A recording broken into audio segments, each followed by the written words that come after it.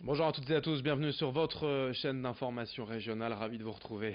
Mardi 2 juillet, voici le journal, voici l'actualité du jour. On démarre par vos prévisions météo, avec encore du soleil, globalement un temps sec et dégagé. Quelques nuages tout de même en allant vers l'intérieur des terres, la Flandre, le Domarois et la métropole lilloise. Peut-être quelques averses même au-dessus de l'île aujourd'hui. Des températures en baisse, notamment dues au vent de secteur nord. 19 degrés sur le littoral, 22 degrés à Lille cet après-midi. Les prévisions météo complètes, bien sûr, après ce journal. À la une, tout d'abord, dans cette édition, c'était une tradition dans le Vieux-Lille ces précédentes années. Les rues de la Monnaie et de Gand ont devenaient piétonnes en juillet et en août, mais ce ne sera pas le cas. Cette année 2019, les commerçants ont décidé de ne pas appliquer la piétonisation en raison des travaux place Louise de Bétigny. Depuis le début du chantier, l'Union commerciale de la rue de Gand estime à 70% le nombre de véhicules en moins dans le secteur. Les commerçants ont donc voulu éviter de rendre la circulation complètement impossible dans le quartier cet été. Pour les clients et adeptes des terrasses, les prochaines soirées s'annoncent donc un peu différentes rue de Gand, mais une fois ces travaux terminés, l'ensemble sera beaucoup plus agréable, comme l'estime ce commerçant au micro de Lucille Berthe Constant. Les travaux, voilà, ça doit être fait et il faut que ce soit fait. De toute manière, si jamais pour les commerçants il y avait un manque à gagner, il y a quelque chose qui est prévu au niveau de la MEL pour ce manque à gagner là. Donc ça c'est pas un questionnement. Voilà, il faut que les travaux soient faits et puis on sait que les travaux sont faits. On le voit aujourd'hui Rugan, on sait que les travaux sont faits pour améliorer la vie en général et donc le commerce en particulier parce que voilà, on est commerçant et on sait que une fois que les travaux sont terminés, ben voilà, on le voit aujourd'hui, on a tous gagné nous des terrasses, la place Suisse de Bikini en bas sera magnifique, donnera envie aux gens de venir se balader, donc de circuler, on redonne plus l'accès aux piétons. Je pense que tout ça c'est positif. Restons à Lille dans ce journal pour vous dévoiler la fiche 2019 de la braderie. 31 août et 1er septembre, voilà pour les dates, voilà pour le style cette année de la fiche officielle dévoilée hier par la mairie de Lille. Un style tout à fait vintage avec quelques symboles forcément mis en avant ici, le beffroi, la moule aussi. On en reparlera, la braderie, dans tout juste 2 mois. L'actualité également et plusieurs drames depuis quelques jours sur le littoral. À peine l'été entamé, déjà plusieurs cas de noyades à déplorer sur les plages de la région, particulièrement au Touquet ce week-end. 2 jeunes hommes d'une vingtaine d'années décédés, mais aussi à Ambleteuse et à Dunkerque, où là, heureusement, les baigneurs ont pu être secourus à temps. À chaque fois, c'est le phénomène des bâches sur la plage qui est en cause, des cuvettes qui se remplissent d'eau lors de la marée montante, entourant rapidement les baigneurs imprudents. Ces bâches se forment lors de chaque marée. Si elles sont facilement repérables et visibles lorsque la mer est basse, il faut s'en méfier quand l'eau remonte. Explication avec un professeur de kitesurf au Touquet qui connaît bien le phénomène, David Buff, joint par téléphone. En gros, c'est simple, on est sur une petite bande de sable, on a pied, et à marée montante, la mer donc rentre et cette bassine se remplit d'eau, mais derrière nous. Donc nous, on ne le voit pas tout simplement. Et c'est le principe des vasques communicants, hein, du coup. Hein. Comme ça se remplit, bah, ça crée du courant.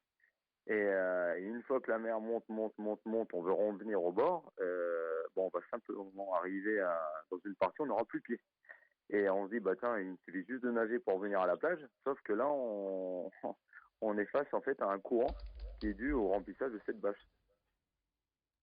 Alors soyez bien sûr prudents si vous devez vous rendre sur le littoral, allez vous baigner aujourd'hui ou durant les prochains jours. Ne vous aventurez pas trop loin, surtout si vous ne savez pas bien nager. Dans ce journal également, l'actualité sociale avec la grève des urgences hospitalières partout en France et dans la région. Les personnels dénoncent le manque de moyens humains et matériels à l'hôpital, particulièrement aux urgences depuis plusieurs mois déjà, malgré les récentes annonces de la ministre de la Santé Agnès Buzyn. Les syndicats lancent une vaste opération de grève reconductible dès ce mardi à Lille, Roubaix, Waterloo, Seclin, Saint-Omer, Calais et Boulogne. Une vaste mobilisation pour dénoncer le manque de moyens à l'hôpital. En bref, dans cette édition, on notait la double visite ministérielle aujourd'hui dans la métropole lilloise. Christophe Castaner, ministre de l'Intérieur, et Gérald Darmanin, ministre de l'Action et des Comptes Publics, doivent se rendre à Roubaix et à Tourcoing pour rencontrer les agents des brigades de conquête républicaines, puis pour inaugurer le tout nouveau commissariat tourquenois. Idil Gunaï a suivi cette visite ce matin, on en reparlera dans nos prochaines éditions. On passe à toute autre chose en cette édition estivale. Allons à Marc-en-Barœul pour découvrir la seconde édition de l'opération Marc Plaisance sur les bords de Marc dès ce 7 juillet jusqu'au 2 septembre tout au long de l'été.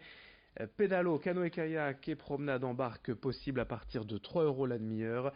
Une reconquête des bords de Marc cet été dès ce dimanche. Puis et tous les samedis et dimanches du mois de septembre, il est possible de naviguer sur la Marque. Explication avec le maire Bernard Gérard au micro de Margot Sey.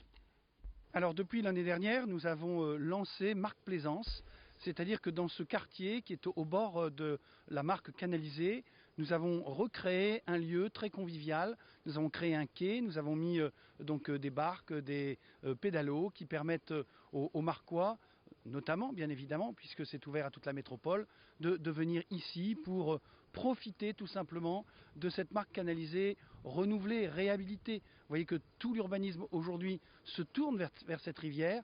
C'est une reconquête urbaine, c'est une nouvelle histoire qui est écrite avec l'ensemble de notre population marquoise. Et puis on termine avec le Main Square Festival d'Arras dès ce vendredi jusqu'à dimanche. Nouvelle édition et comme chaque année, nous allons cette semaine à la rencontre des 3 vainqueurs du tremplin régional. Avec d'abord celui qui se produira ce samedi sur la Green Room, Bécard, jeune rappeur lillois de 21 ans, accompagné sur scène de Lucci, Hagrid et Fenty. Un show à préparer car c'est la première fois pour eux qu'ils seront devant un tel public et une scène de 200 mètres carrés. On l'écoute, ce jeune rappeur qui a hâte forcément d'aller découvrir le Main Square ce samedi.